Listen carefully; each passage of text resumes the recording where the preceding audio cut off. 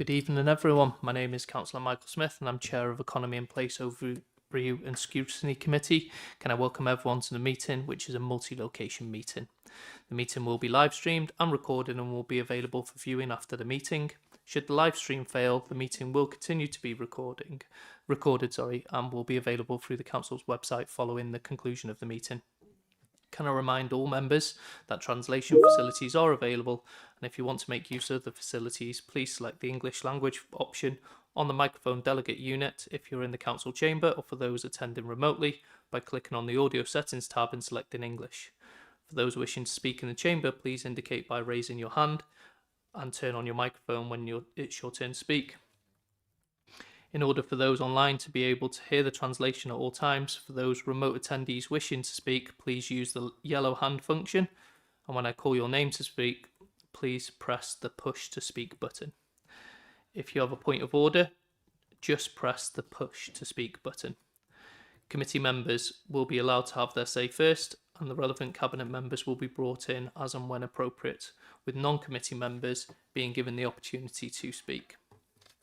In order to maintain your place in the speaker queue, when asking a question, please leave your microphone on until you've received a response and asked any supplementary questions.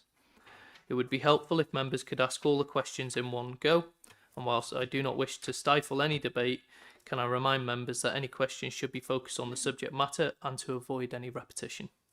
For those attending remotely, please note that those in the chamber will be unable to see the chat facility.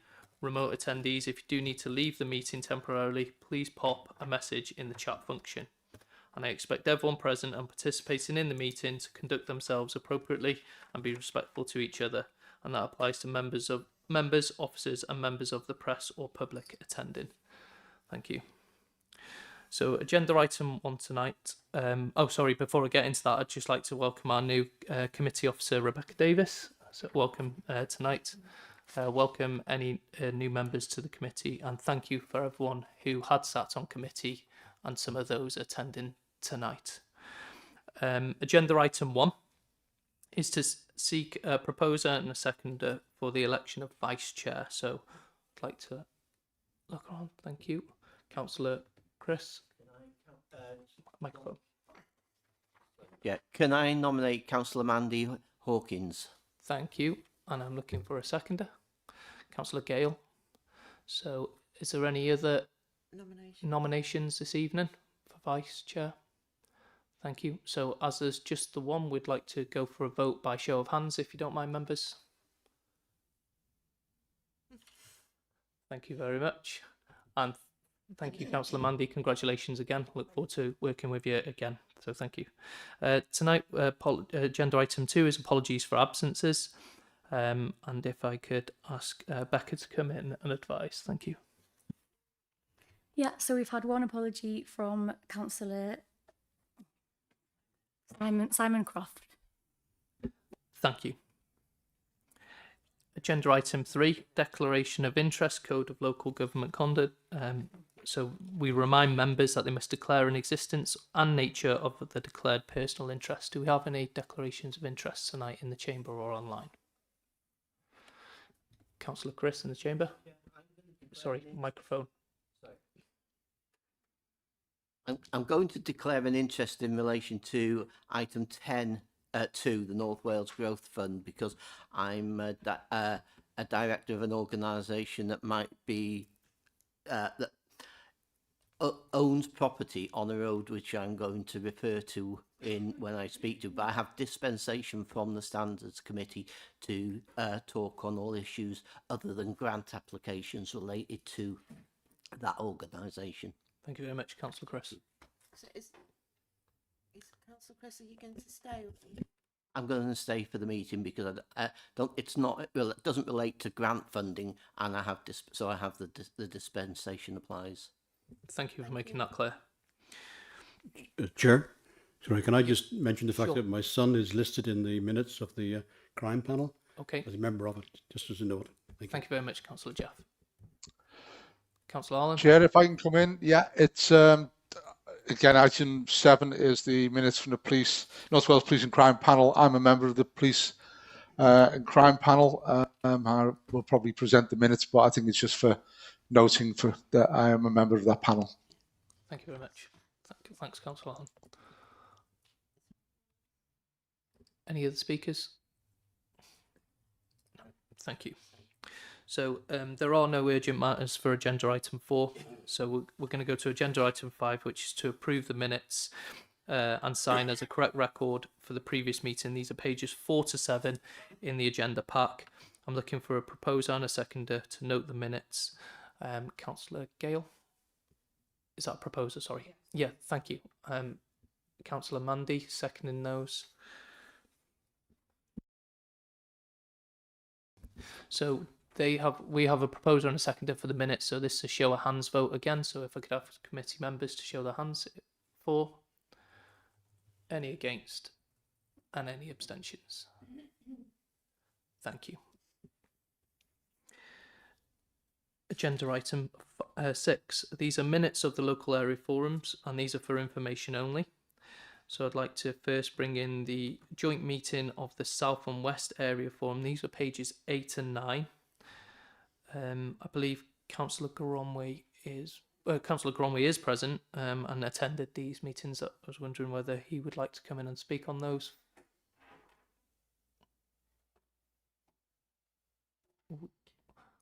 No, can't hear you there, Councillor Gromway. You were working before, so there we go. I'm happy to move the minutes of the February the 23rd meeting of the Area Forum Joint South and West. Thank you very much, Councillor Gromway. And do we have a seconder? Councillor Sam, online, thank you. So we'll go to a vote. This is a show of hands again. So in the chamber, for, against, and any abstentions. Thank you very much. The next area forum minutes are central. These are pages 10 to 16 in the agenda pack tonight. I can see that Councillor Cheryl is present online, and I'd just like to give her the opportunity to come in on that point. Thanks very much, Chair, and congratulations to you and Councillor Mandy on your reappointments as Chair and Vice Chair. Yeah, these are the minutes of the LAF Central for your information. Please can you accept the minutes of 14th April and note that as discussed, the 2 votes on the reopening of Station Road were amended into the minutes, and we ask that E&P now ask for officers to explore the reopening of Station Road either partially or wholly, and also that the economic development officers could kindly clarify the financial position regarding the Colwyn Bay market in relation to the reopening of Station Road. And you'll also note from the minutes that as the chair of LAF Central, I had to write to the head of Democratic Services regarding the lack of liaison and consultation with local ward and local members on the complete change of plans for the Dingle toilets and where it affects both areas. And we're still waiting for a response from the relevant head of service and strategic director. So thank you very much, members.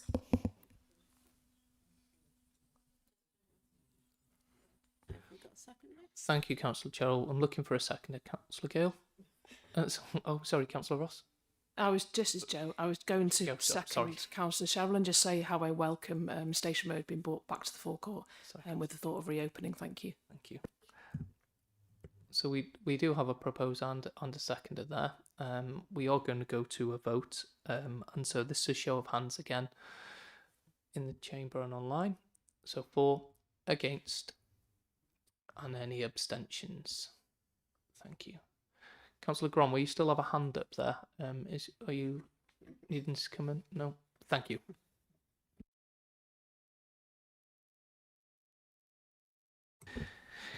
This is Local Area Forum South, pages 17 to 19. Apologies from Nia. We've had apologies from Councillor Nia, who would usually like to come in and speak. So I'm looking for a proposer, if there is one, for the to note the minutes. Have we read through them? So, Councillor Joe, thank you, and a seconder. Councillor Gale, thank you. So again, we'll go to a show of hands. So for, Any against? And any abstentions? Thank you, members. These are agenda item, the Local Area Forum West, so pages 20 to 23. We've got Councillor Gromway and Councillor Sam, who is Vice Chair here. So if I could invite either of them. I've also got a speaker in, Councillor Anne McCaffrey. So she did have a hand up first, although not a committee member. Yeah, if Councillor Cromwell just. Councillor Anne, I'm just going to bring in Gronwy to present the minutes, if that's okay, and then I'll bring you in. Thank you. Yeah, fine. Thank you, Councillor Gronwy. Oh, muted again. Can you hear me? Yes, we can. Thank you. I'm afraid that the minutes my laptop is packed, so I can't see the minutes. So if Councillor Anne or one of the other members who are in the meeting can move them on my behalf, because I can't get them up on screen. Thank you, Councillor Gronwy. So, Councillor Anne. Yeah, happy to do that. Obviously, I'm a member of the LAF and was in attendance at the meeting. We're talking about pages 20 to 23, and it's the meeting of the 24th of April. It was a constructive meeting and is quite self-explanatory. However, before recommending the minutes to you as accurate, I'd like to bring your attention in particular to one of the agreed actions that was on page 23, and it was in connection with the Conway West Family Centre project. And if I could, with your permission, just read out what the action is, because it's important for tonight. It said that myself and Councillor Cathy Augustin would draft wording for the formal request for a pause and review to be submitted to the Economy and Place Overview and Scrutiny Committee. And I have that for you tonight. If I could just say that to you, it's a few lines. Yes, please. Thank you. Thanks very much, Chair. So the request to the Economy and Place Committee tonight, as referred to in Action 2, is that given the breaches in member protocols, flaws in consultation and failure to provide for deprivation needs within Pemmower and neighbouring wards, a pause and review should take place on the current project and its application to Welsh Government for project funding. Thanks, Chair. Thank you, Councillor Anne. I've got a speaker in, Councillor Cathy Augustine. Yes, thank you so much, Chair. I would like to take that recommendation and turn that into a formal proposal as a member of this committee. Sure. Could I ask for a seconder? Oh, Councillor Bernice, are you looking to come in there? Yes, Chair. I would second that, because there are high areas of deprivation in the fringes of the county, and yet everything seems to be pulled towards the centre. So I think we should pause, relook at it. Thank you. Thank you, Councillor Bernice. Okay, so we have had a proposer and seconder on the wording. So that recommendation would go to Cabinet following if we get approved tonight. So we will look to go to a vote. I believe this can go as a show of hands. So we're going to take a vote for tonight, members.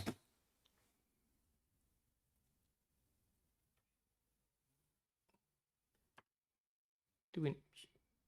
Sorry. Yeah, sorry. For the so members are asked to vote on the proposal from Councillor Cathy.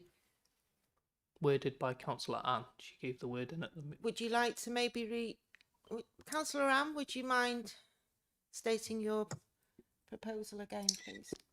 I do apologise, Yeah, happy members. to do that. Sorry, Councillor Anne, just before. I do apologise, members. Okay. It looked like we were ready for a vote. There are some members that are unsure. So although we had started a vote, I do apologise. If you wouldn't mind bearing with Councillor Anne to redo the wording, and then we will go to the vote. Thank you, Councillor Anne. Yeah, I'm happy. Yeah, thanks, Chair. I mean, I'm happy to redo the wording of the request, but would it be useful to give any sort of background, or is that not an option for me tonight?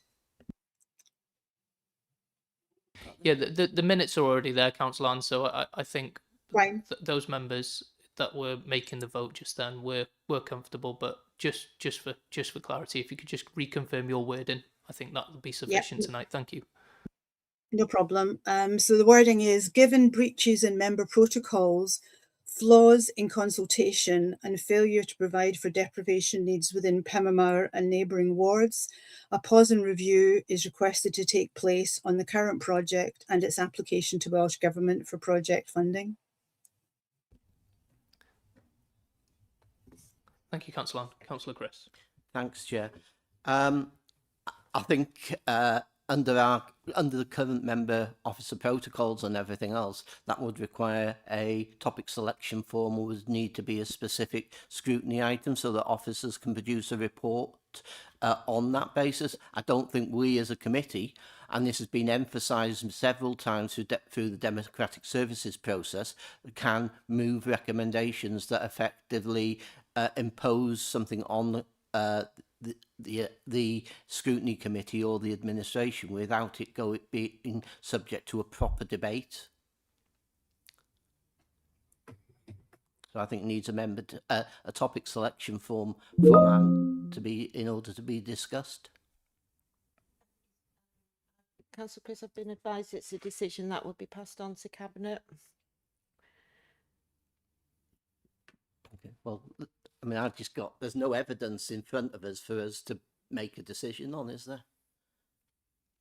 It's just councillors. Yeah, it's great if we can do that in future. I'll be bringing loads of things. So we have got other advisor members. We have got a proposer and a second. Councillor Chraffu. Yes, thank you, Chair.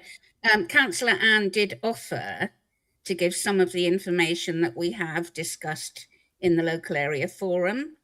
We were given an action by Local Area Forum West, which we are discharging to the best of our ability to bring this to Economi and Place, not just for noting, but for some kind of action to go forward. As I understand it, Anne is happy to do a quick update, a quick summary of what has happened, and then whatever this committee votes, if this committee votes to accept that, it then goes to Cabinet. I assume that is the protocol and the process that was taken into account when we discussed it at Local Area Forum West, with quite an experienced councillor in the chair and the support of our very experienced officer, Sinead Parry. So yeah, thank you, Councillor Cathy. For me, the information in the minutes are there for members. We have got a proposer and a seconder. I am going to take it to a vote, and we have got officers advice that it can, subject to it being passed, it will go to Cabinet. So I'm going to take a vote as I was before, and run with that. So we have a proposer in Councillor. Sorry, just remind me, it's Councillor Cathy and Councillor Bernice as the seconder. So we'll take a vote on that, and thank you for the clarification. So those members that are for recommending a pause and a review as per Councillor Ann's wording. So for, thank you very much, members. Any against? And any abstentions? Thank you.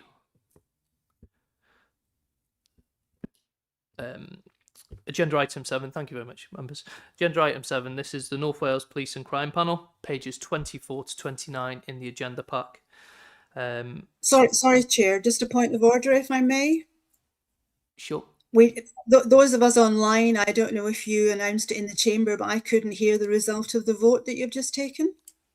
Yeah, sorry, that has been passed. Thanks very much. Thank you, Councillor. Back to Councillor Chris, do you still need to speak? Or no, that's okay. Thank you. So agenda item 7 is the North Wales Police and Crime Panel, pages 24 to 29. I know we've got Councillor Alan Hunter online. He did mention before he does sit on this, so I'd like to give him the opportunity to come in and speak on this.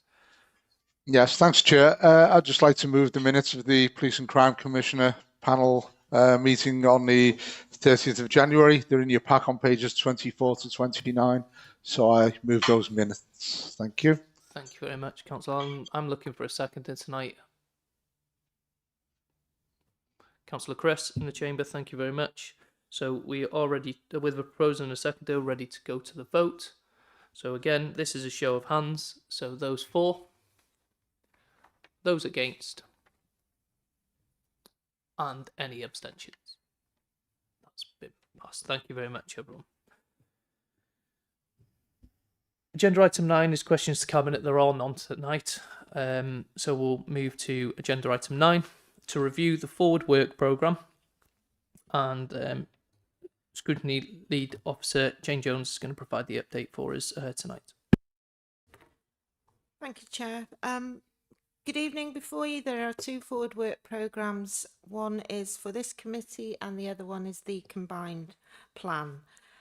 I have nothing to update you on this evening, but I would like to remind you there is a forward work programme planning meeting next week on the 27th at 5:30, and this will be an opportunity for you to contribute to the work programme. So I encourage you all to attend. You're all very welcome, and I look forward to your topic suggestions. Thank you. Thank you very much. So they do need proven tonight. So I'm looking for a proposer for the work programme as it is and the combined work programme. If I could ask for a proposer. Councillor Mandy, thank you. Councillor Joe, thank you. So members, for show of hands, sorry. So a show of hands. So this is for, any against, and any abstentions. Thank you very much, members. That's been passed. Agenda item 10. So this is to consider reports by the Head of Economy and Culture on the following matters. And this is Porth Areas Update Report, pages 60 to 69 in the report pack. We do have Cabinet Member for Culture, Leisure and Governance Services, Councillor Dilwyn Roberts, who's going to introduce the report. And then it will be Officer Sarah Ecob, Head of Economy and Culture, will present the report. So I'd like to pass over to Councillor Dilwyn. Diolch.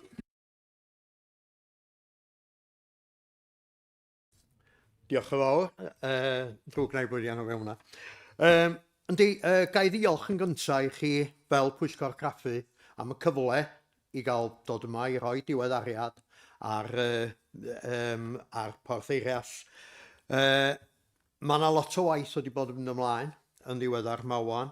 Ga i ddiolch yn arbennig hefyd i'r aelodau lleol gyda ni gwarfod hefo nhw, cyfarfod adeiladol iawn ers dipyn yn dôl wan, ac yn sicr mae pethau yn symud ymlaen. Mae yna ddatblygiadau yn digwydd, ydyn ni ddim wedi cyrraedd lle ydyn ni wedi rhoi datganiad pendant eto, ond dwi am hefyd ddiolch yn fawr i'r swyddogion sydd wedi bod yn gyrru ymlaen hefo hwn. Mae Emma Joyce yn ochr i fama sydd yn dod trwy'r adroddiad yn fanwl hefo chi heno. Mae Mandy hefyd yn gweithio hefo'i, a ga i ddiolch i'r Sarah am fod yma heno i ateb unrhyw gwestiynau sbysio. Felly, os gai gadeirydd, gai roi yr awena yn ulo Emma Joyce yn fama. Diolch fawr Emma. Noswetha, good evening everybody.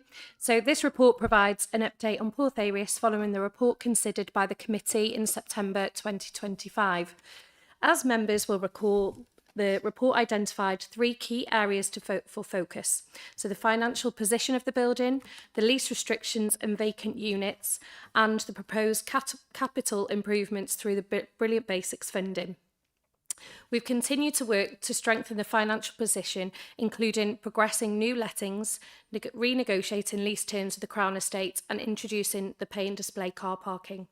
The pay and display parking, which was introduced in September 25, is supporting the income for the site and improving the management and availability of parking spaces, particularly during busy periods. The issue of the vacant units remains central to the financial performance of the site. However, new tenants are now in the process of being secured. This is directly linked to the relaxation of the restrictions of the use of the building, which has improved its appeal. And I'm pleased to report that 2 units are in the legal process of being let and a 3rd unit in its active negotiation. Vacant space is being used productively for leisure and water safety activity, ensuring the building remains active while lettings progress. Members will recall that Cynghorydd Dilwyn had been working with us to improve our relationship with the Crown Estate. The officers from the Crown Estate have now visited on several occasions and positive progress has been made. Members will recall that the lease restrictions were a significant barrier to the occupancy. Greater flexibility in the types of business that can occupy the site has been improved, and we're in the process of negotiating the improved lease terms. This work will reduce the risk associated with the vacant units and will improve the financial position of the site. Members will recall that the plans were brought forward previously to improve facilities through the Welsh Government Brilliant Basics funding. Since the last report, the proposals have been further developed, particularly in response to members' feedback regarding concerns about people having to cross the road to access the toilet facilities. In response, the proposals have been revised and we've established that we will be able to deliver a new external public toilet block that will be located alongside the leisure hub next to Porthaeus building, closer to the beach. The new facility will include accessible provision, a changing room and gender-neutral toilets. Internal Porthaeus work will include improved changing areas, a better layout with clear separation of public and operational spaces. We're grateful to the Bay of Colwyn Town Council who have agreed to pay for the ongoing costs of running the new toilet facilities, which we expect to open later this year. We hope this report gives members the assurance that issues are being actively addressed and that the site is now in a stronger position and will with further improvements expected as current work continues. Diolch. Thank you very much. So, I'm going to invite members to, if they've got any questions or if they'd like to discuss on this. Thank you, Councillor Chris. Thank you, Chair. As one of the local members, I very much welcome this proposal. We have, well, Sarah knows, I think the very first conversation I had with her when she took up the current post was about the public toilets in that area. And, you know, they are, for many people, the first experience they get of Conway Council in action, and the toilets at the Dingle are just not up to standard. Dilwyn will probably remember when I sat on the waterfront board, constantly raising the fact that those Dingle toilets shouldn't be part of the project unless it was to significantly refurbish them. So this coming now is like music to my ears because it's well overdue. And I very much support it and urge the members to support it. And I would like to make the proposal that we, in line with the officers' recommendations, that we approve and support Cabinet to approve this going forward. Thank you, Councillor Chris. Now, our next speaker this evening is Councillor Cathy online.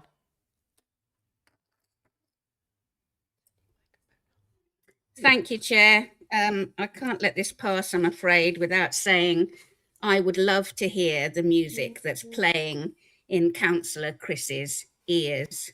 I'm in Pemma Ward. Our toilets have all been shut. We didn't have an option to pay running costs only. And we are now being told that the only way to keep the toilets open in the car park, which we have decided to sponsor, is if we take on a building that isn't fit for purpose with collapsed drains. So I couldn't let this go. I'm delighted that public toilets are being provided elsewhere across Conwy, but I am absolutely disappointed and upset for my residents and all the work that we have done through myself and our town council to try and get toilets secured across Penmaenmawr. That's all I wanted to say at this point. Thank you. Thank you. Next speaker is Councillor Joe. Thank you. There's a few questions. I'll put them all together if that's all right. What are the current restrictions on tenants, and do we have an approximate timescale for these restrictions being dropped or changed? I feel that the parking fee shouldn't be used to support the financial viability. The businesses should be independently viable. I think going forward, that's really important that they are viable businesses.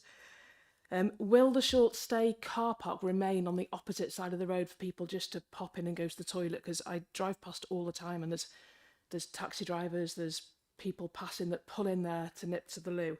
So that would be great to have that still there. The sinking fund, can you explain the sinking fund? Obviously they're running at a loss, so why a sinking fund? And can I suggest that we come back with a deficit plan in 3 months' time?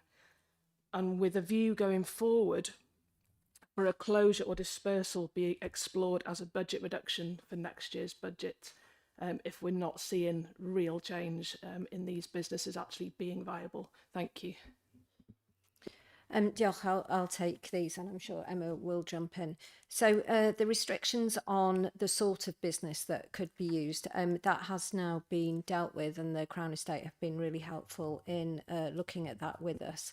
There was a range of restrictions, but I think the companies that we've got lined up couldn't have come in before, is that correct? So we are now in the final stages, hopefully, fingers crossed, of getting 2 businesses in, as Emma mentioned, and a third business that is negotiating with Estates and Asset Management.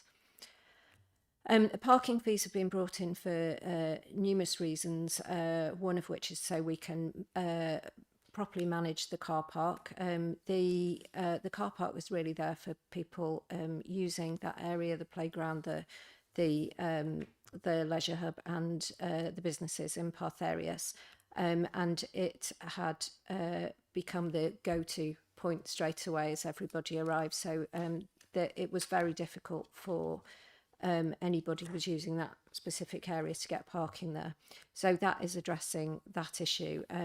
The parking fees are not helping the businesses there. That doesn't contribute towards those businesses. It contributes towards our costs for running the site.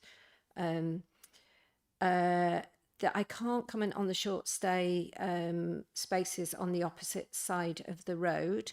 That would be a question for ERF, but I can say that we are looking at putting in a couple of short stay spaces within the car park, so that if somebody is just coming because they want to use the toilets quickly, then they'll be able to do that. There'll be a couple of spaces there. The sinking fund was established when the building opened. The tenants pay into the sinking fund, and that is to contribute to any major issues or developments.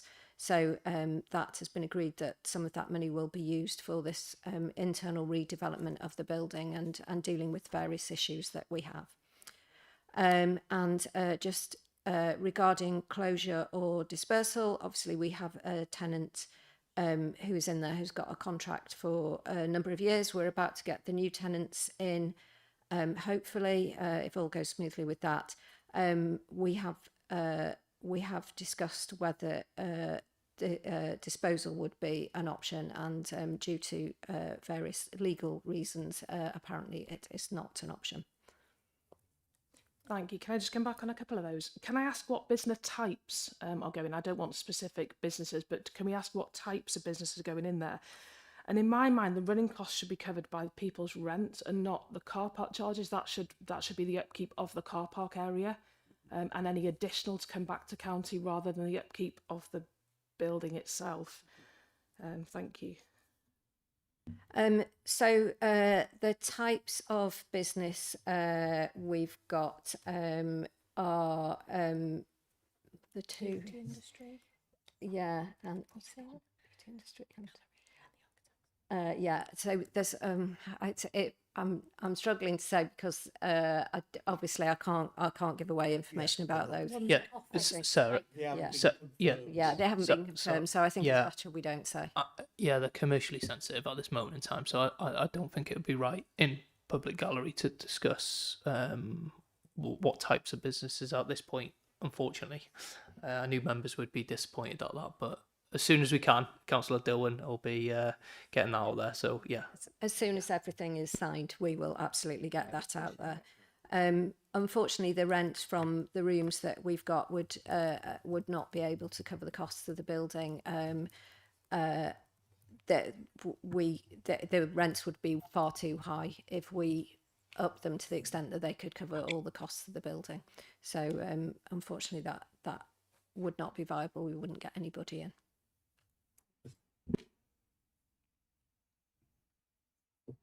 the next speaker tonight is online, and we're going to, excuse me, bring in Councillor Sean Grady. Thank you very much.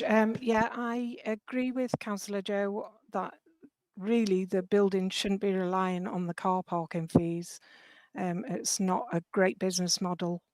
But I also, at this point, as Councillor Cathy has before me, say what a wonderful choice of and brand new external toilets is for the area.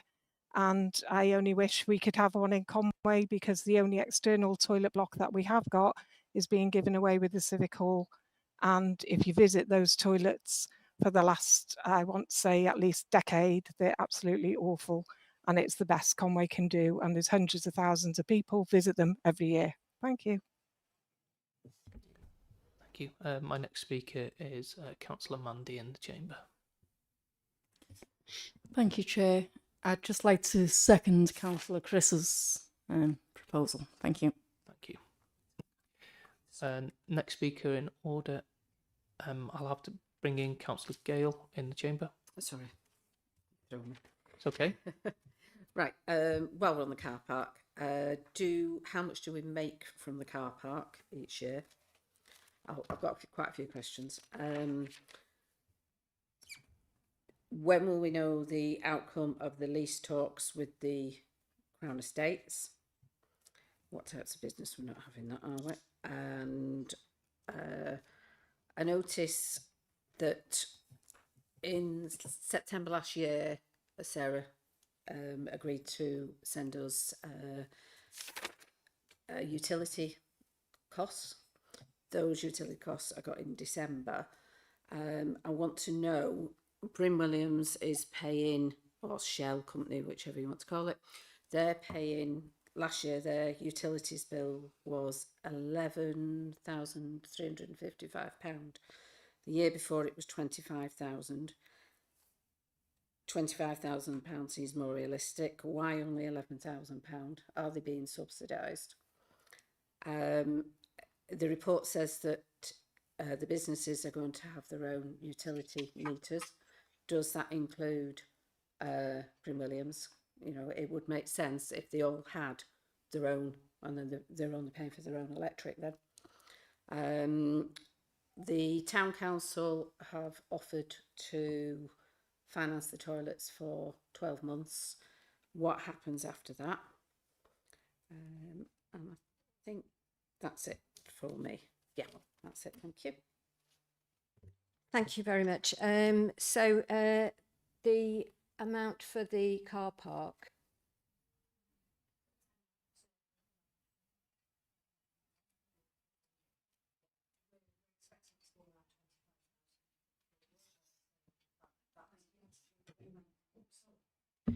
Apologies. Sorry about that. We're expecting the income from the car park to be around 25,000, but it only opened in September, so we will obviously that will come through in the next budget when you get the budget for the full year.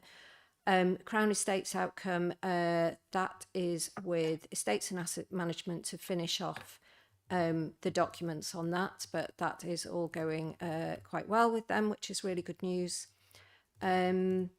The utility costs, I can confirm that Bryn is paying 100% of the utilities for the kitchen, and that he also contributes towards the other areas.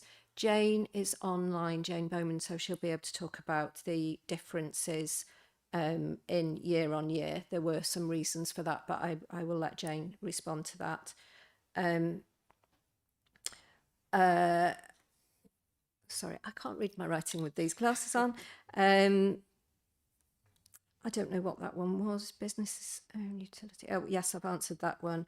And so my liaison with the town council was that we had requested that that they would approve funding the running costs of the toilets going forwards, and obviously year on year there would be changes, but in principle that it would be funded each year going forwards, and that is what I was told they had agreed to. So yeah, I mean obviously budgets change and we appreciate that, but I have been informed that they've agreed in principle to continue funding the toilets going forwards. Okay, sorry, one more question I forgot to ask. There is quite a deficit. What is happening over the deficit? And could we have another report in 3 months' time to give us some ideas of what's happening? Because there's obviously some questions here that can't be answered tonight, and hopefully they will be able to be answered in a few months' time. So as the report states, we have a range of actions that we're taking to reduce the cost. So I won't go over all the things that Emma had said, but yeah, we have been working through, and that's listed out there. And I can see Amanda wants to come in, so I'm sure she wants to speak to that question. Thank you. I'll just look to bring in Amanda if she was wanting to speak on that point before I bring in my next speakers. Great, thank you. Can you hear me in the chamber? Thank you. Fantastic. Yeah, so just in response to a couple of those questions, Councillor Gale. So just in the context of the figures that you'd been given in the for charges to Shell for electricity, I think the lower amount probably is in a way is underrepresenting the reality of the charges. I think what had actually happened was we'd identified that over a number of years we had overcharged for some charges onto Shell, and effectively there was a correction of that in that financial year, and that's been netted off that figure, which is why it appears low. So the original charge would have been, as you say, in that region of 25,000 or more, but there was a correction to some previous years. So just for information. What I can absolutely assure you, though, is the point that Sarah made. So the lease arrangement, and I am a little bit concerned to some extent that we're discussing this in public, but effectively, the costs to do with the direct energy consumed by that business are paid for by that business, and a proportionate share of the communal space energy is also contributed to by that business and will be contributed to through other lease agreements with other businesses. So that's the way the arrangements work. So I can assure you that those charges are correct. So moving on to the more general position about the overall financial position. Obviously, there are a number of things that need to fall in place now, which I think should lead to Port Erias as a building coming back to being within budget. So I think in the report there's a table there in the report, isn't there, which shows in 3.2.1 where effectively it shows that we do have a net budget for Port Erias of around 113,000 for 25-26. I don't have the figures on me in terms of what the budget for 26-27 is, but it'll be in that same region. And I'm confident that on the proviso that obviously those lease agreements come to fruition, that we managed to seal the deal, as it were, in relation to the two lease agreements, with the additional income from the car parking, from an expectation of a more favourable cost to us in the relation to in the context of our relationship with the Crown Estate, plus other measures that we're taking in terms of sort of general cost reduction, then I feel more confident that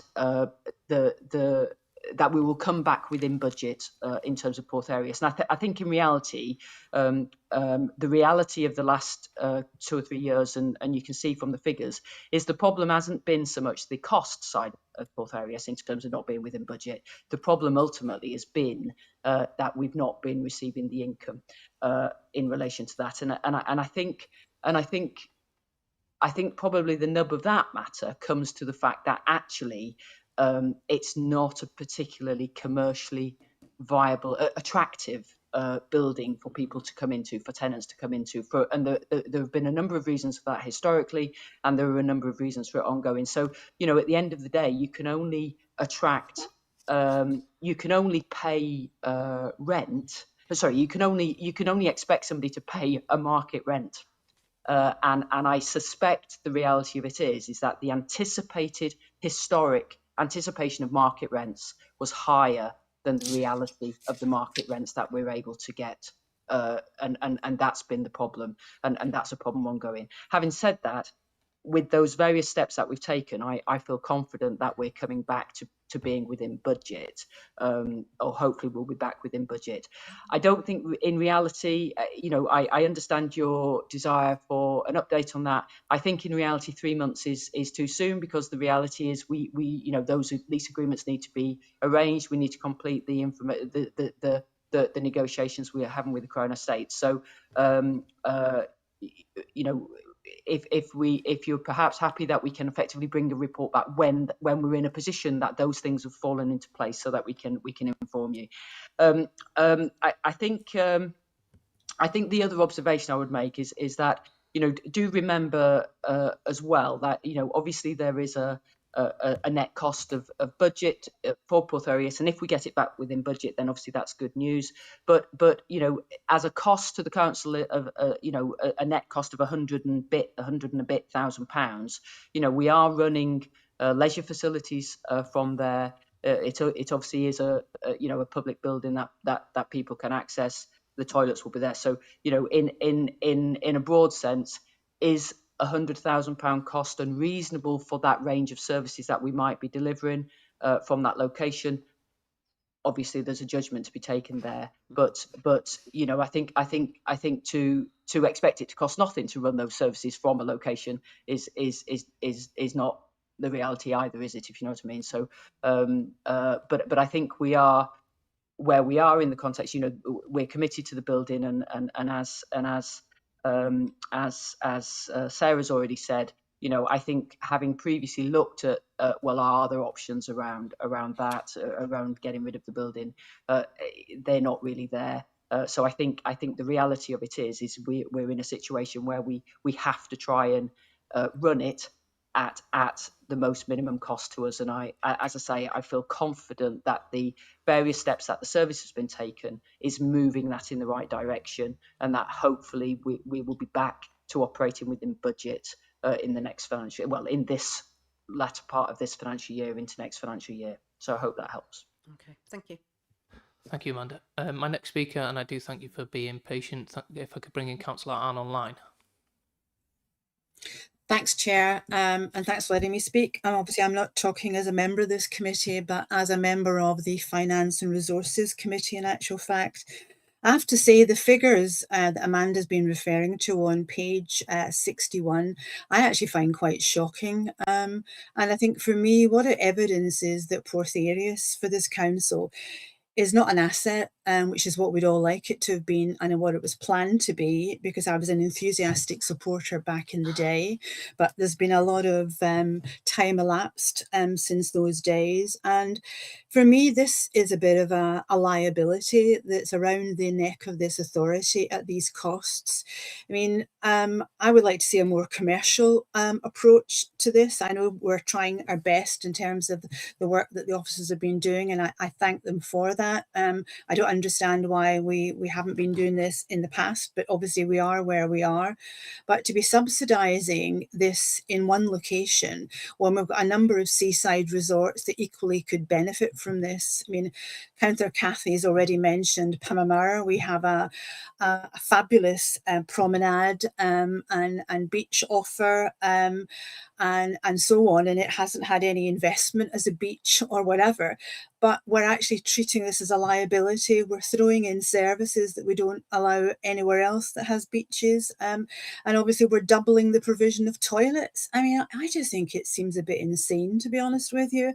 And I'm just really worried about the liability that we're actually carrying, because whatever this money is paying to run this centre, it's obviously not paying for our schools or for social care and other key sort of services that we have. So I can't make any proposals, but I would ask members who are here tonight potentially to look at discussing the possibility of an executive review of the viability of this centre. I've never seen a report coming on that, but you know, the whole premise of it being subsidised, unfairly favoured, we're utilising it for services that are just uniquely located within Colwyn Bay, we're doubling the facilities. I actually don't think that's fairness for all, which is the motto of this council. In fact, it's the exact opposite. In terms of toilets, I didn't hear anybody clarify, are the toilets definitely staying on both sides of the road now then? So are we doubling or whatever our provision? Because I didn't hear a specific answer. I sort of might have missed it. But again, it's like, where's the fairness for all? I thought we had a strategy here for toilets provision across all Conway, and yet it's quite clear that it's completely different as far as Porth Areas is concerned. You know, Councillor Cathy has articulately described and passionately described all the work that's going on within Palmyra, but we are in a dire strait in terms of a seaside resort where toilets are there, but they're locked up and bolted just because that's the decision of the officers of this council. I don't understand why we discriminate against Palmyra and we actually have brand new facilities in addition to existing facilities within Colwyn Bay. I think there's a real issue here, and I think this report goes some way to providing some assurance, but I'm not at all convinced that it's the full picture, and I actually think we need to be more robust in demanding that there's a review of how we turn this from a liability into an asset, or actually look at the options. But this should be run not even at zero cost, in my view. It should provide income for this council to subsidise the other stuff that we have to do elsewhere. Thanks for letting me speak, Chair. Thank you, Councillor Ann. Just before bringing Cabinet Member Dilwyn, I have got Councillor Cheryl online, so I'll just bring her in case she covers any points that have been raised as well, and then I'm going to bring the Cabinet Member Councillor Dilwyn in. So, Councillor Cheryl, you tonight, thank you. Can't hear you. Can you hear me now? Can, yes, thank you. Brilliant, thank you. And thanks for letting me speak, Chair. I do appreciate it. This has been the subject of an awful lot of discussion in the local area forum central, as you would see was alluded to in the minutes previously that I asked you to approve. And very articulately put a lot of the points in there. Colwyn Bay, to start with, Colwyn Bay Town Council had only agreed to fund it till next May, when of course there are the local elections. Those of us know that the Dingle, originally the Dingle toilets were due to be refurbed. That's what we were first told when the Brilliant Basics was applied for, the 300k funding, that those toilets are going to be refurbed. Unfortunately, none of us, including councillors Chris and Abdul as the actual local ward members, nor people like myself and Gail a little bit further up the prom, none of us were informed about this change at all. And we finally got this to come to the local area forum central, and then had to have an extra meeting with Sarah and her team, because in which we were told that it didn't matter what we as local members thought. It was an operational decision, and that decision had been taken, and those toilets were going ahead. Our argument to that was well, twofold at least, but the main argument was that there's already in Porth Areas toilets paid for with public money. Council taxpayers' money have already built those toilets in there. The provision now, I do not see meeting the need of disabled people. They're going to provide a bay next to the new toilets, but that will be taken up by disabled people parking and going into the cafe, whatever they're going to do, but not for people to stop as they currently do, disabled people across the road. So I think that hasn't been explored properly. And as I say, there are already toilets there. I've heard you all very articulately describe how other areas are crying out for these toilets and they haven't got them. We've been asking for one measly toilet in Old Colwyn for as many years as I can remember, though I know Councillor Mike is got that in hand. Give me a smile, Mike, on that one. Yeah. So yes, and it's the lack of consultation. So as I say, I wrote to the head of Democratic Services about why local members weren't consulted, and we're still waiting for a response to that now. So that's that particular, to try and bring some clarity to what we've been discussing in the local area forum. The second point is, Sarah, we had a members' brief a couple of members' briefs ago that said that I'm not going to go into specifics at all. I'm very mindful of commercial sensitivity, but saying that a tenant has been signed up and it's all done and dusted and approved. So I wasn't sure if that was someone else or it's still going through. So that was the second point. And the third, it's with Amanda, with my chair of FROSC hat on. I know how things are for social care, education. We're crying out for money. And you look at the deficit here, this massive amount of money that's being talked about. I hope that, Amanda, it will come to fruition that it isn't running in a deficit, but I'm really concerned it's been running on for so long now. So yeah, those are my points. So thank you very much. Thank you, Chair. Thank you, Councillor Joel. Councillor Derwin. Thank you, Chair. Yes, I know, like Councillor Carlisle mentioned now, that there were people that weren't satisfied, and I thought we'd dealt with that. Officers had apologised, and we had a very constructive meeting after that, where I felt that this latest plan was more than acceptable. I know as well that there are issues with toilets in other areas.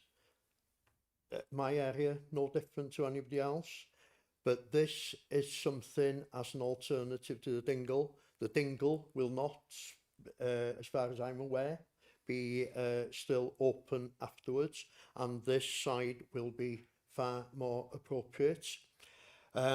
I'd like us to remind ourselves as well that Porth Areas was part of a far, far bigger scheme, the defence of the coastline along there.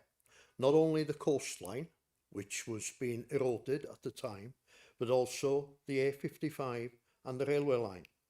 And it was part of something much bigger. It hasn't been the success that people would have hoped, but I thought, or at least I was quite pleased with myself, that I had eventually got to sit down and discuss the situation with the Crown Estate, which is where the biggest problem was, in my opinion.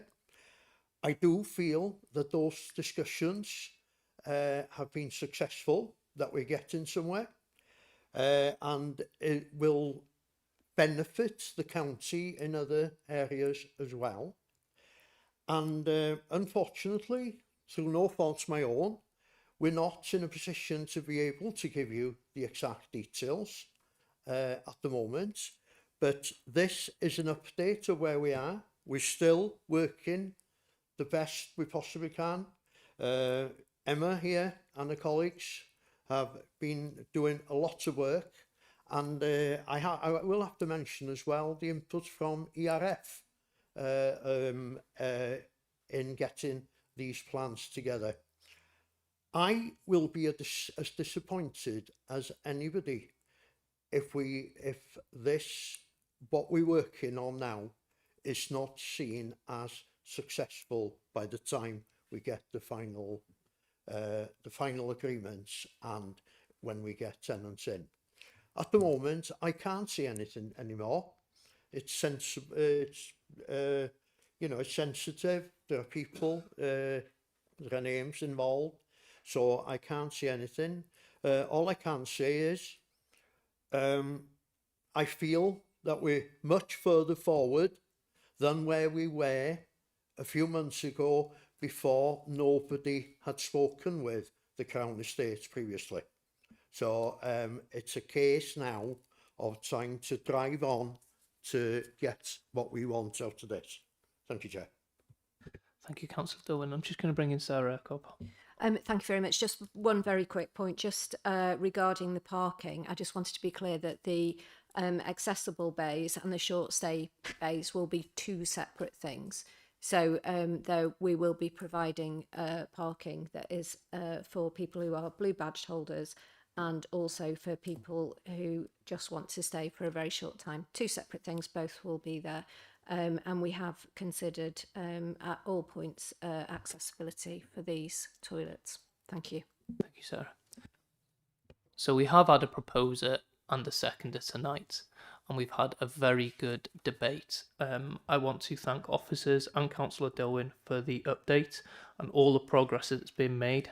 I understand that members are disappointed that some information isn't forthcoming, and I do empathise with the concerns of other local areas within the county. I do have the proposer, Councillor Chris, looking to come and speak. Thanks, Chair. Couple of things. I think it's important for clarity.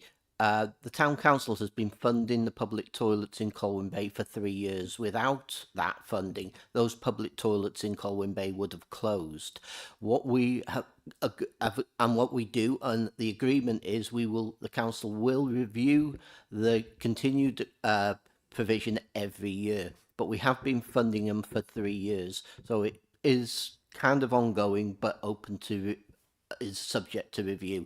And I say that at the time of the discussions that led to this, I was actually the chair of the Town Council's Finance and Resources Committee, so I was involved with the clerk in those conversations with the ERF officers. And yes, we have been paying the funding for that for 3 years now. So, but it is subject to review, and there's a specific issue around review of the Porthavius site, because we have said once these toilets are up and running and they have proved themselves, we would hope to see the closure of the toilets on the other side, so as to reduce the burden on the Town Council. So that's is quite specific. My name was mentioned in relation to the failure of officers to consult, and it's a little bit of a moot point in the sense that there was a meeting in September of last year which myself and Abdul were invited to, which led to a further discussion within the local area forum. Now, under the I looked into this, and as far as I understand it, under the legislation, the only people that need to be consulted are the 2 local members, although we do have a protocol which suggests we consult wider. But for the actual, in terms of actual consultation, it's with the local members. That said, I know I've been to at least 3 meetings, because I've checked through my diary to see when it's on this issue of the toilets. And yes, we have often argued for something that the council said they couldn't deliver, but actually what they're now delivering is what we argued for. So I wouldn't necessarily suggest they'd have to come back and say we've it's nice to have the confirmation that they've agreed with what I was arguing for, and what I believe Councillor Abdul was arguing for, which was better public toilets on that side of the road. And incidentally, it's been said about other toilets. I've been arguing that the toilets at the Dingle needed to be upgraded for around 20 years. So, it's when Porthavius was eventually opened, we saw that as a benefit, although and for the first few years those toilets were used as public, but previous administration decided that they would go over to Bryn Williams. That's their decision. That was their decision. but it is frustrating that those issues keep coming back around why we shouldn't have a public toilets. But I just want to say that I think as far as the legislation's concerned, the officers have consulted, and I know that I've been to at least 3 meetings, and it's been raised at at least 2 meetings of the town council. So there has been consultation. Whether we can learn a lesson from it, I think that's possible. But I think it is important to say that the town council have been funding those toilets. I think it's 8 public toilets in Colwyn Bay for the last 3 years, and without that, all of those public toilets in our largest town in the county would have closed.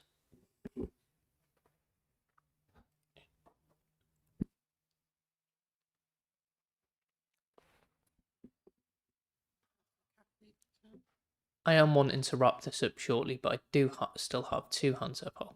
Just bringing Councillor Caffi Augustine online. Thank you, Chair.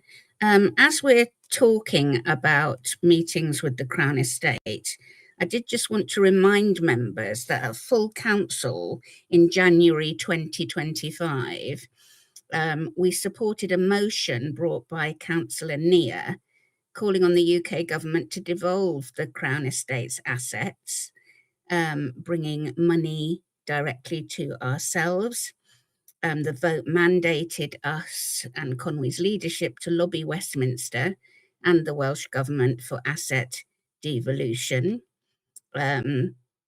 Obviously looking at thousands of pounds annually for leases on beaches and local sites such as those in Colwyn Bay, which was specifically mentioned in the motion.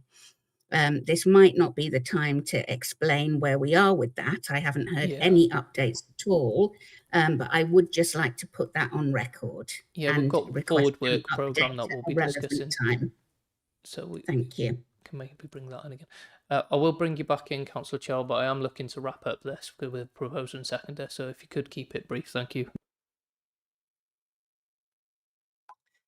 Thank you, Chair. Can you hear me okay? I can, thank you. Yeah, lovely. Yes, just coming back to what Councillor Chris said, these toilets particularly affect the residents of Colwyn, Arius, Glyn and Rue Ward. And you'll see from our constitution that we are entitled, we should have been told about the changes, just being clear. And of course, Councillor Chris, you said explicitly, which is in my notes, you had not been informed of this change from Dingle over to the promenade. And Councillor Abdul was particularly upset about that. And he only agreed because we were told that we would lose this grant otherwise if we did not agree to the change of plan and because of the timetable. So we still await the response about why we weren't consulted. But thank you very much for indulging me, Chair. Thank you. Okay, and with that, thank you very much for everyone's debate this evening. And again, I just want to finish off by thanking them, the officers and Councillor Dilwyn for the update on the progression. Members will be very interested on getting the further updates once they're able to come to us. And thank you for all the other officers that came in to answer some of our members' questions tonight. So we have got a proposer in Councillor Chris, got a seconder in Councillor Mandy, and so we will like to open the vote tonight.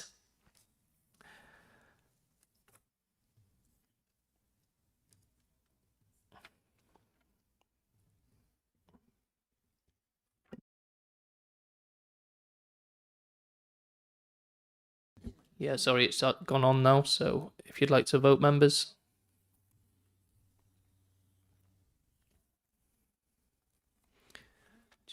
And we can close the vote. There we go, and that has been passed. 6 in favour. 1 against and 4 abstentions. 1 against and 4 abstentions. Thank you, members. Thank you tonight. The second part of this is the North Wales Local Growth Fund in Conway. These are pages 70 to 83. And we're going to bring in Councillor Sharon Dolman, Cabinet Member for Sustainable Economy and Communications, who will introduce the report, and Sarah Hobson online, who is the Funding, Development and Governance Manager, will remotely provide a presentation and present the report. So Councillor Sharon, thank you. Thank you, Chair. Members are referred to the report on the Local Growth Fund in Conwy, which can be found on pages 70 to 83 of your agenda pack. Excuse me. The Local Growth Fund provides an opportunity for investment to support sustainable growth in Conwy County. It is important to maximise this investment in the tight delivery timescales for the transition year. By building on existing arrangements to enable timely decision-making, protect our local grant allocation and benefit Conwy people and businesses.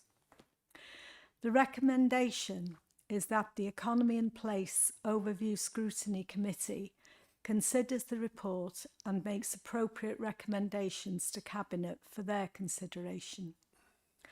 I would like to thank Sarah Hobson and the team for all their hard work in creating this report. I would like to ask members to support the proposal to ensure a seamless transition and continuity for this important fund which benefits Conwy business and residents. I'll now hand over to Sarah Hobson, who will present the report and the recommendations. Diolch.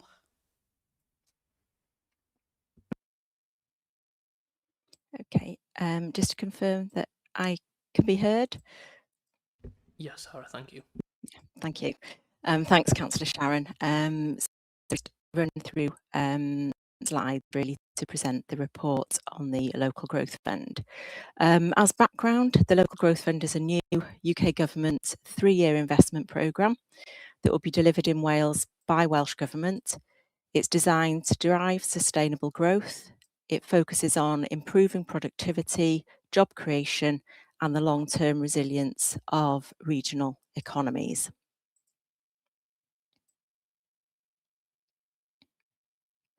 The Local Growth Fund contributes to Welsh Government national priorities and objectives, so to increase real income and gross domestic product through place-based investment. The Welsh Government's objective is to target funding where it can deliver the greatest business productivity gains, support business growth, skills development and employment, creating better paid jobs, and improve regional infrastructure to reduce regional inequalities. Welsh Government are keen to highlight this as different from Shared Prosperity Fund and driven by economic benefits. So following Welsh Government consultation exercise that was held on Local Growth Fund during November and December of last year, Welsh Government have published the Local Growth Fund National Investment Plan Wales in late March 2026. This follows in April that we've just received the draft Local Growth Fund indicators and outputs.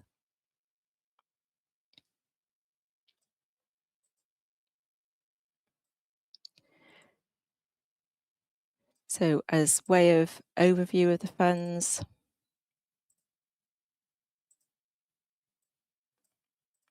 I'm going to say, have we jumped ahead a slide? Sorry.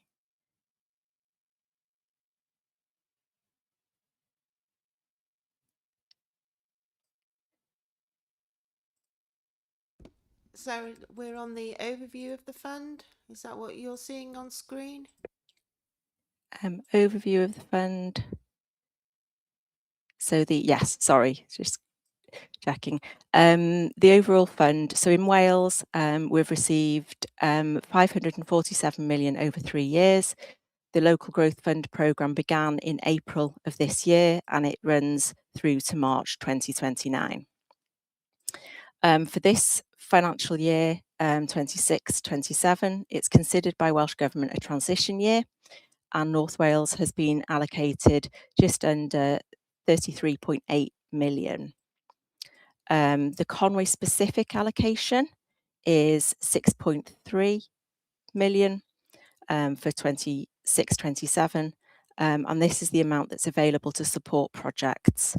70% of this funding is capital and will need to be spent on capital projects, and 30% is towards revenue activities. The low level of revenue has been raised as a concern with Welsh Government during the consultation on the programme that took place last December and also now. But Welsh Government have confirmed that to date they cannot change the capital revenue split of the programme. Also, the spending deadline that Welsh Government have confirmed is that all funding allocated for the financial year 26-27 must be spent by 31st of March 2027, emphasising the need for deliverable projects with measurable impact. So currently there's no mechanism for approving projects that spend across multiple years or into years 2 and 3, but we do continue to raise this with Welsh Government. So in relation to the priorities of the fund, the report in this slide highlights that the Local Growth Fund has a number of priorities, and it supports investment in the priorities of more productive and competitive business. This includes targeted investment in high growth startups, growing businesses, research and development and innovation. It has an indicative allocation as shown in point 3.8 of your report pack of 1.3 million in grant, looking at a capital revenue split of 95% capital and 5% revenue. The next priority is skills and support to help people into work, focusing on demand-led skills and tackling economic inactivity. And this has an indicative allocation of 1.5 million of grant and is anticipated to be largely revenue funding. The final priority is regional infrastructure. This includes strategic sites and premises, regional transport and energy, and has an indicative allocation of 3.5 million, which is around 98% capital and 2% revenue. These are indicative allocations, and reallocation of funding can be considered between the priorities based on the need. The 70% capital and 30% revenue overall split, though, is not adjustable. Thank you. So in relation to the delivery approach, as highlighted in the report, Welsh Government consider financial year 26-27 as a transition year, where the existing Shared Prosperity Fund delivery arrangements would remain in place in relation to a lead local authority, and in North Wales this is Gwynedd County Council. Although there's a regional preference for open calls for the projects, it's not considered feasible during the 26-27 transition year, as it covers the period from April 2026 to March 2027 without the ability to carry forward grant, creating a tight delivery window. So Conwy is looking to prioritise council-led projects in skills, employability and infrastructure with a readiness and timely delivery. This approach will help ensure deliverability, value for money and alignment with the strategic objectives.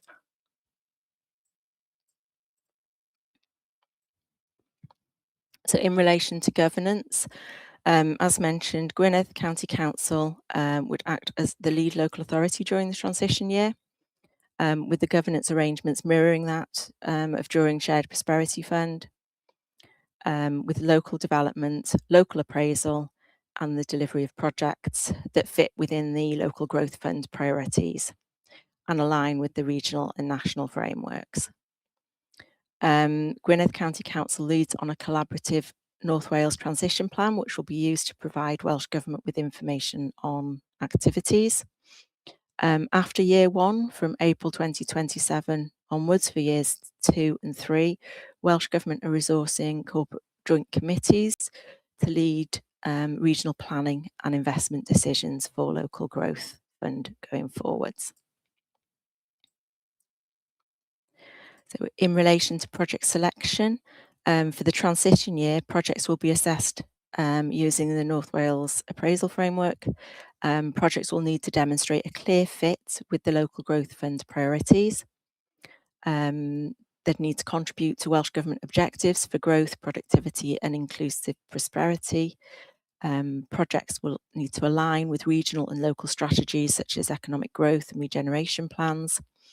and projects will need to show that they can be delivered within the short timescale that we have, and also show how they can contribute to the local growth fund outputs and outcomes.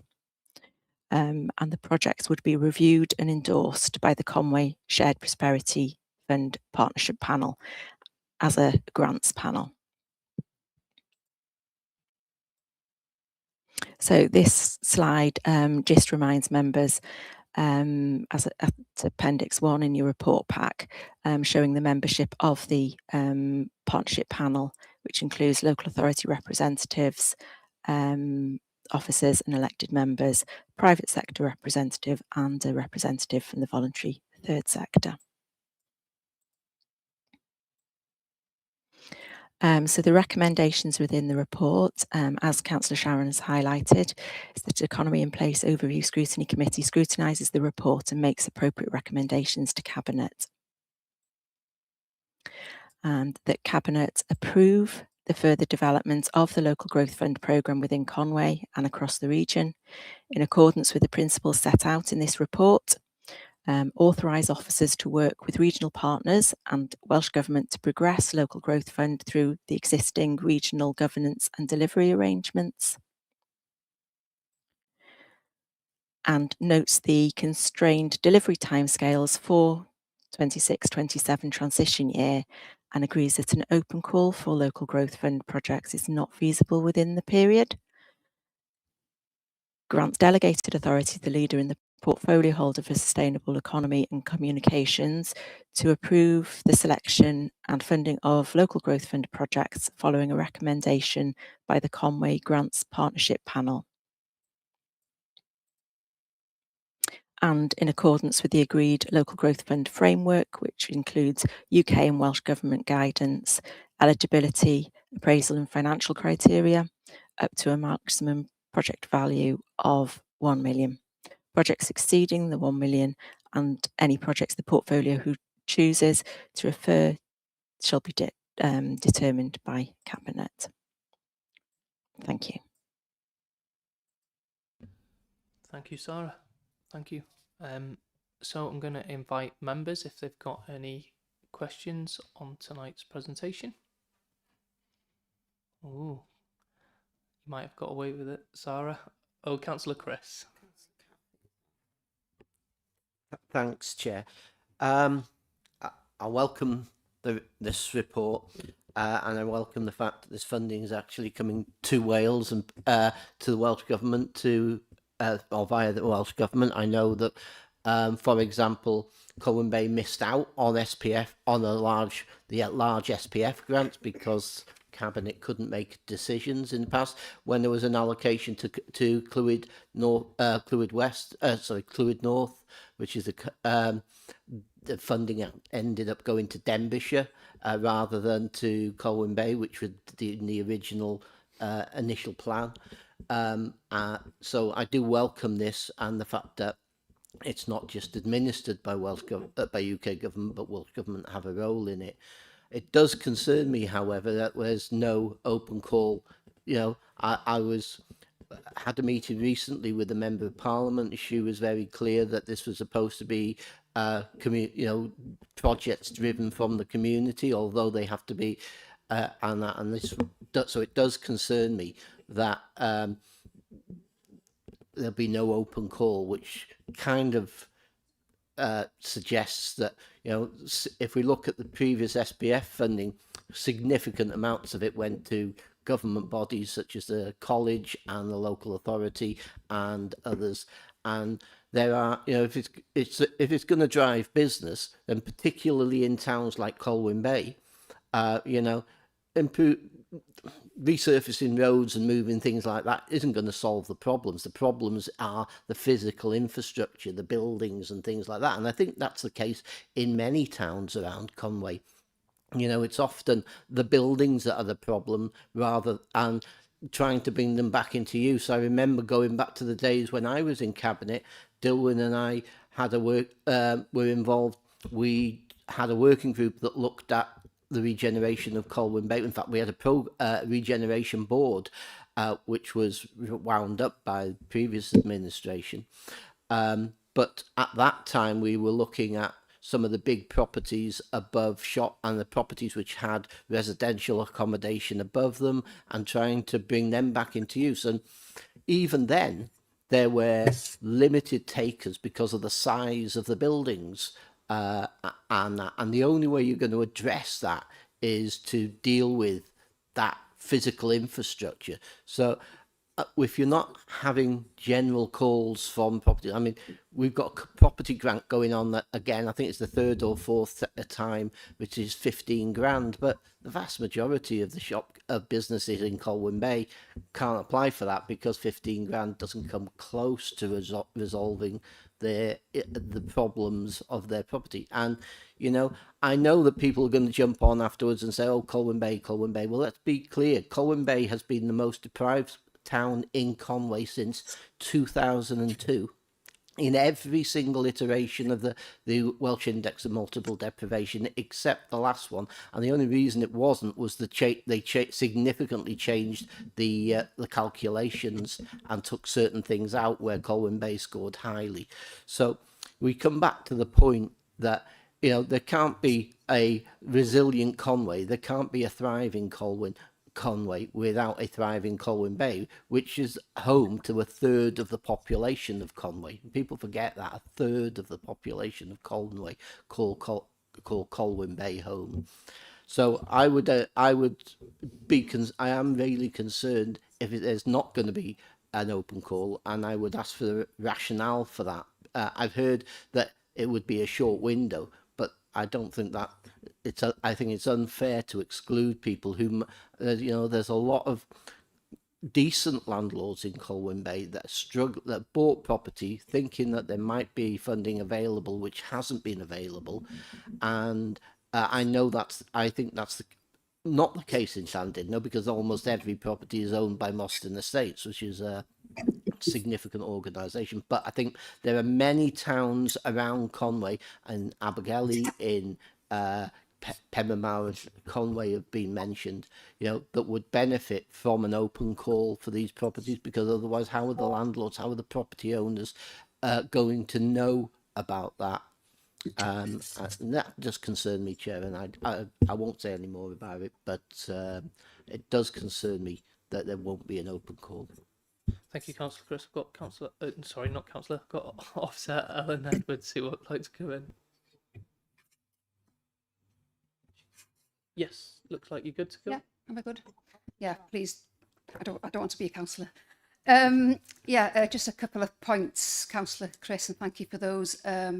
SPF going over to Denbighshire certainly hasn't been, if it's recent funding, and that is SPF funding, we certainly haven't lost out to Denbighshire. No, if it was previous funding from years ago, then I'm happy to have that conversation with you, because you'll know by now, if you've worked with me over the last 15 years, I will not lose any funding for Conway.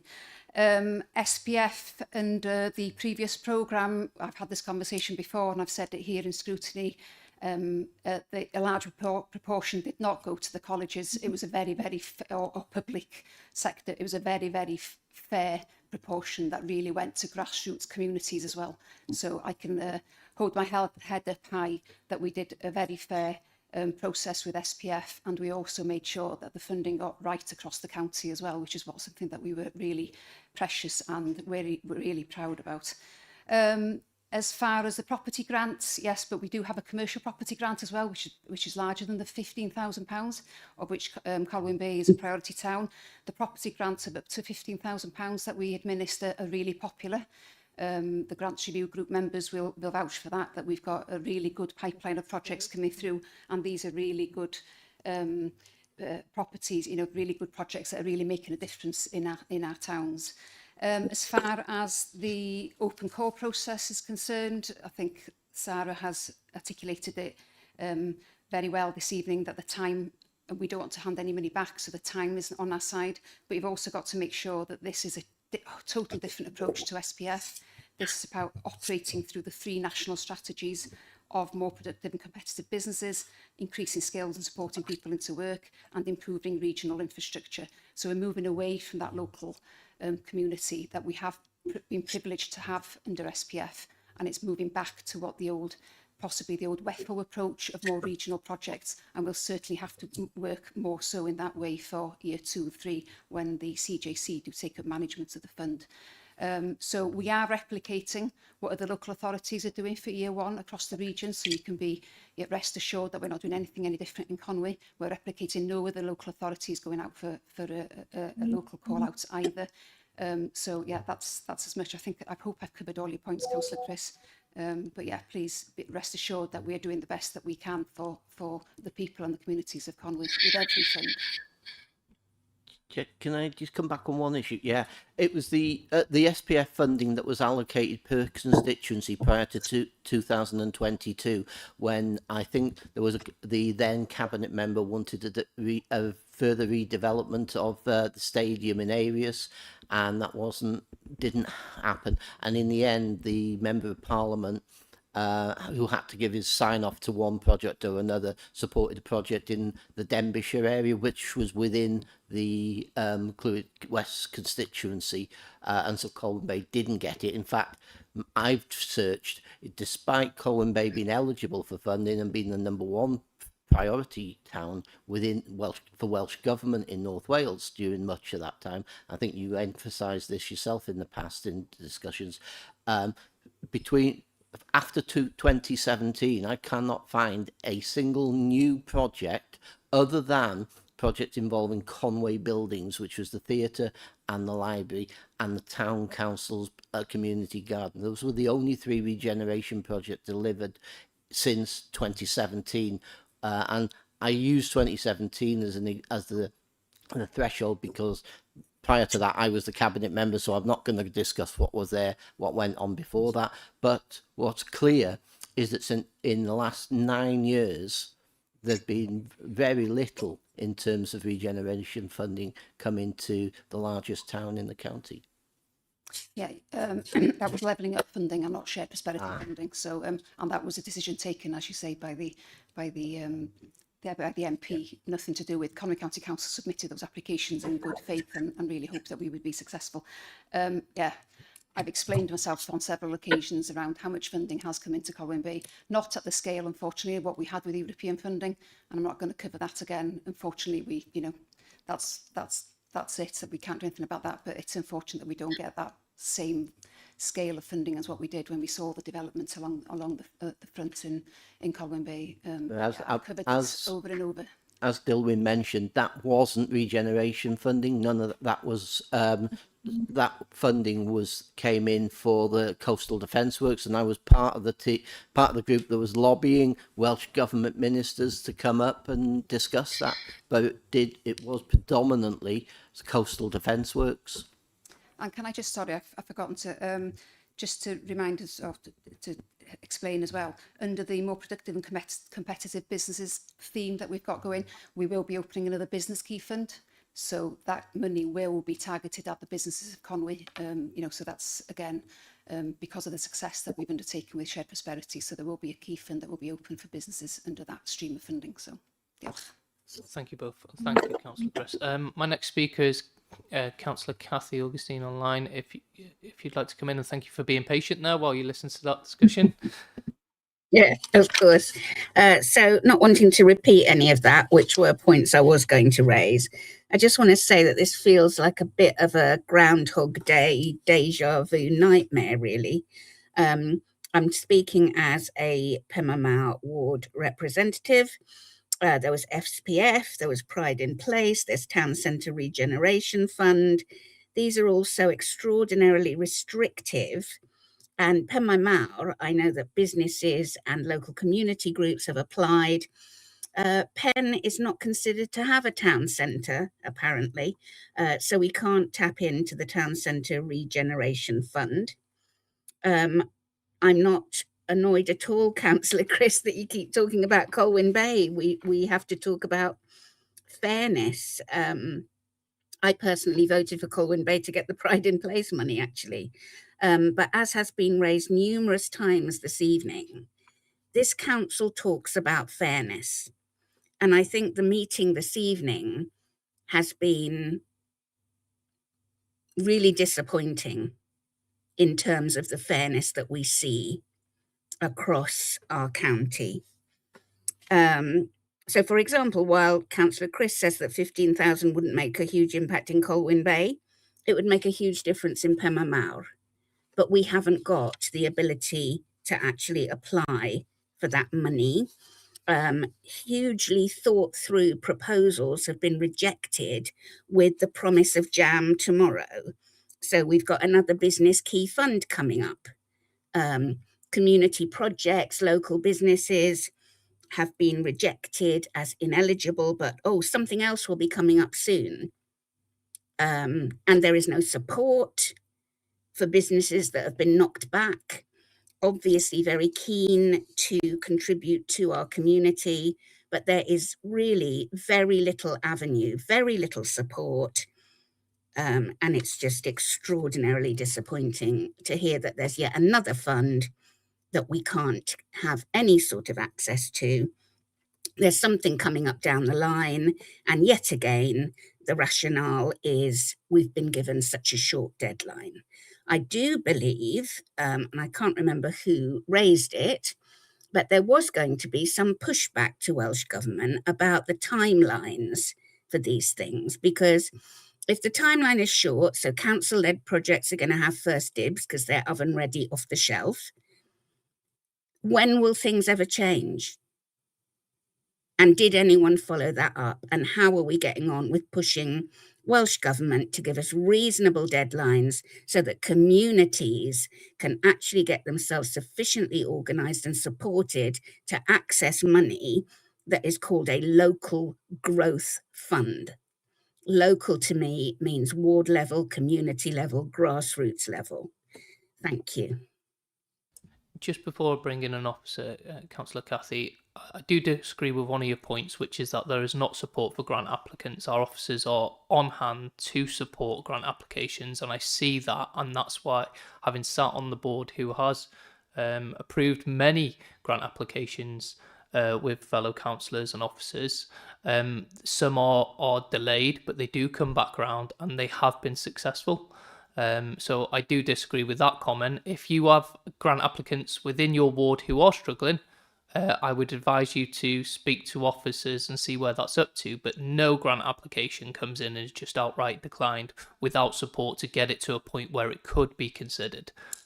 So my experience has been different, unfortunately. Yeah, but I will look into the right person to speak to then and get some help. Thank you. And I'll bring in an officer now. Yeah, I'm the right person to speak to, Councillor Cathy, if you'd like to get in touch with me, because Penma Mawr is not a strategic town as far as Welsh Government is concerned, because we have to, it's Colwyn Bay, Llandudno and Abergele and Pensarn are, but Penma Mawr can tap into the £15,000 grants for commercial properties. We've shared that information with you as members several times. The information is on the website, clear as day, and we've got a dedicated officer, Katie Minton-Rowlands, who leads on that, and she brings several applications in monthly into that fund. The business support grant is available to everybody across the county. So if there's any businesses within and I would really like to have that conversation around which businesses haven't made it to the, I'll be picking up this with the business support team tomorrow morning. And also CRF and SPF, we have supported projects in Penma Mawr as well. So I'll be looking to get that list together for you, and I'll be sharing that with you. So any funding opportunities, please you can send them my way. Diolch yn fawr. Thank you. My next speaker online is Councillor Sean Grady. Thank you for letting me speak, and again I follow Councillor Cathy on this, but I do think that unfortunately the timelines of these grants again is always against us, and it is really difficult for the officers. They have to do what they do, because the last thing we want to do is any money going back out of the county. We need to spend the money as best they can, and the officers in the time we have are best placed to do that. I obviously understand how councillors in their own areas, we're there to stick up for our areas, and the regeneration in Conway is, I would say, probably non-existent in the town of Conway, because I don't think it comes on anyone's radar, because we're not seen as needing We got rid of Blonda. We're in the process of getting rid of Civic Hall instead of regeneration, anything. So yeah, I agree with a lot of what Councillor Cathy has said on this. Thank you. Thank you. With regards to the timelines, officers have mentioned that they have raised their concerns there. They do an immense work to get this in a position in this transition year with the existing team they've got to make sure that none of that money is going back, or very little. But it's capital spending at the end of the day. These projects have to be viable, they have to be deliverable, and they have to be done before that funding window closes. Having sat on the panel that does consider these grants, I've had first-hand experience of how deliverable these projects are, and what a good job our officers do. But I've got Amanda Hughes looking to come in and speak, and then I'll bring in the cabinet member Dilwyn afterwards. Thank you. Thank you very much, Chair. I to some extent, just to reiterate some of the points that have been made. Unfortunately, we are at the behest of the funding arrangements put in place by UK and Welsh Government, and I think it was referenced earlier that it's fantastic that Welsh Government have a role in this, and that is, but there's probably no denying that extra layer of involvement of UK to Welsh Government to us is also added further to the delays in terms of rolling out the funding opportunities.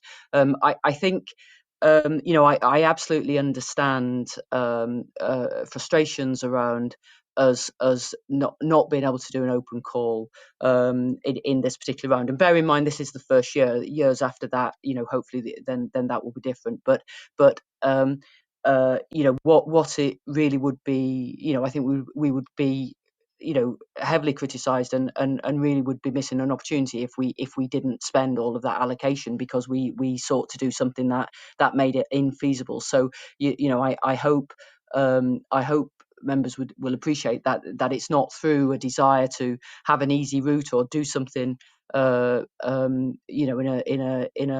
way that makes it easy for us as officers. We really are just seeking to ensure that we as a county utilise that funding as best we can and make sure that we don't lose a penny of it as such. And I think, I guess the other thing I would observe again is around the actual terms and conditions of the grant. Obviously are set by government. We have taken part in consultations around that, and so for instance the position around the 70% capital funding, 30% revenue, which is a switch from SPF. We, as have many local authorities in Wales, have severely lobbied on that, particularly because actually the percentage bit in England is more preferable or more favourable towards revenue, and that's something we very definitely have lobbied on, but had a very firm. And in fairness, actually, I think Welsh Government have lobbied to UK Government as well, but it's been a very firm no in that respect. So, I really, I understand absolutely the frustrations, but we really are just trying to get the best arrangements we can to ensure that the money can be used efficiently in whilst meeting the conditions and terms of the conditions that are set by UK Government, not by us locally. So just to make that point. Thank you. Thank you, Amanda. And I'll bring in Sarah. Yeah, thank you very much. I just want to remind members that we do have the Conway Business Support website. So any businesses that you're talking to, I highly recommend that they have a look on the website, sign up for the newsletters. The team do send out regular information. It gets a lot of traction, lots of people engaged with that. They are able to give help and support, and they also give out all the information about the grants, which, as Ellen says, there are grants that are available for all the areas in the county. So if you're in contact with businesses, please do put them in the direction of that website and those contacts. Diolch. Thank you, Sarah. Councillor Dilwyn. Thank you, Chair. We'd all very much like to see these funds been bigger and that there was plenty of money for every area, but I just want as well to mix in with the disappointment in some area, the fact that our officers work tirelessly to make a case for all these grants. And if we didn't have such a good set of officers as what we do have, where I don't want us to forget the fact that lots of money comes to this authority because of the good work of the officers that we've got making a case for this money. And Councillor Sharon. Thank you, Chair. Really picking up on what Dilwyn just said, I'd like to thank the officers, Ellen and all the team.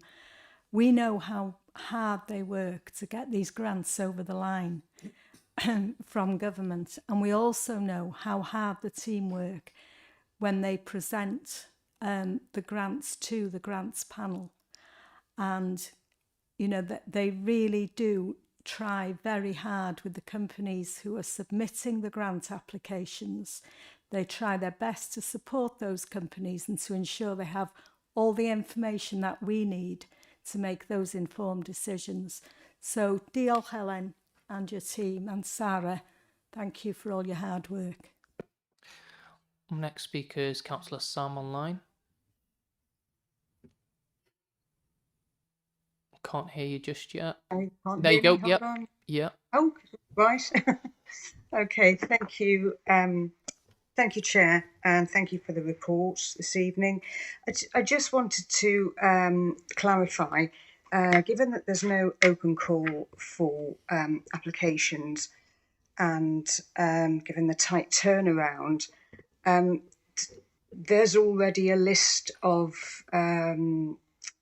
people, organisations that you have in the pipeline who are either in the process of applying for grants, waiting to apply for grants, already, I don't know, is it going to be used to top up existing projects? I'd just like to understand a bit more about that, please, whether, you know, given no open call, that there are already a list of people or projects on the shelf, off the shelf, whatever the phrase is. Thank you.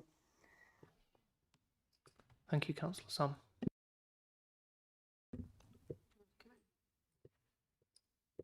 So, Sarah, online? Yes, okay. Can you hear me okay? Can, yes, thank you. Yes, yeah. We've got, because obviously the guidance was sort of confirmed end of March, and we're working around certain themed areas that fit through to the priorities of the programme. So around more productive and competitive businesses, as Alan mentioned, looking at sort of the business support type key fund, and then also around skills support and regional infrastructure. Looking at strategic sites and sort of developing projects. So not sort of got project specific at this time, but looking at those themes really to plan for delivery and looking at what can be delivered within the timescale and running those through the process as outlined in the presentation as far as the assessment is concerned. Thank you, Sarah. Is that okay, Sam?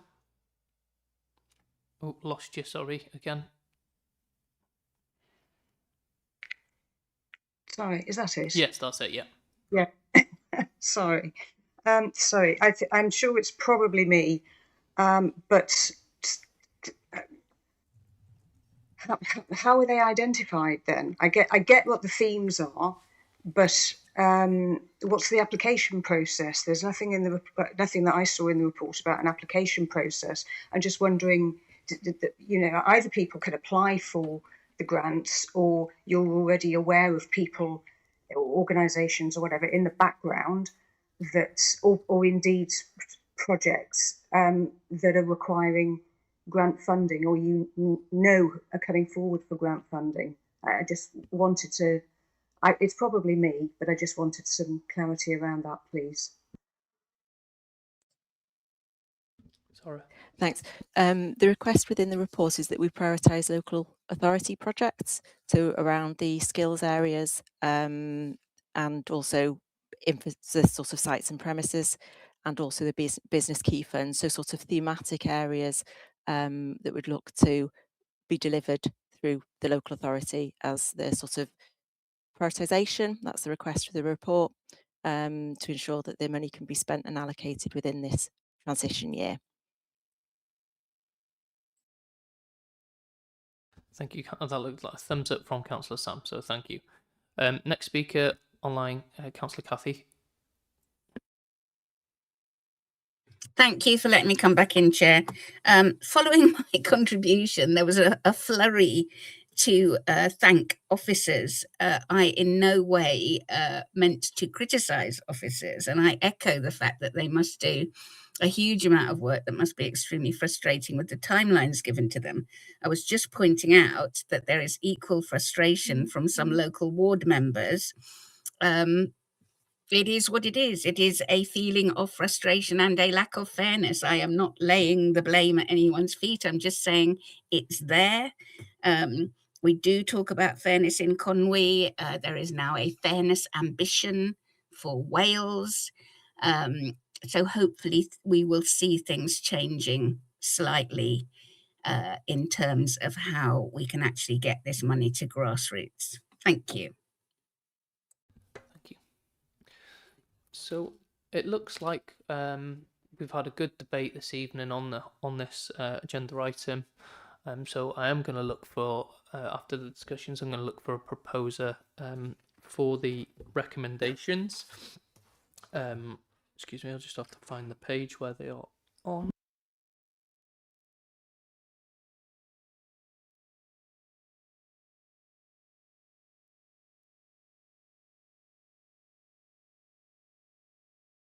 Pages 71 by the look, yeah, save it, pages 71. So these are recommendations 1.1, 1.2, 1.21 and 1.22. I do have Councillor Bernice online. Is that a proposal from yourself, or are you looking to come in? No, I'm not looking to come in. It's a proposal, thank you. Thank you, Councillor Bernice. I propose we accept them. Thank you. And Councillor Gale, thank you very much. That's a proposer and a seconder, so I'm going to look to open the vote.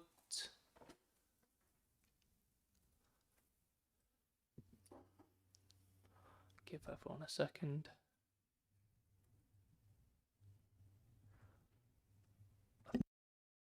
Yeah, if we could close the vote, please.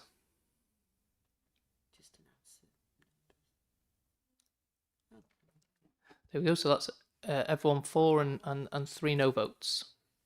Thank you. Oh, 11-4. I can see that there. 11-4. None against. Thank you. So, thank you very much. Sorry, Councillor Bernice. I voted for, and it has said I didn't vote. I think Councillor Bernice may have pressed her yellow hand. It looks... No. No. I pressed the green button. It was passed anyway, Councillor Bernice. Yeah, okay. And you proposed, but thank you very much. We'll note that.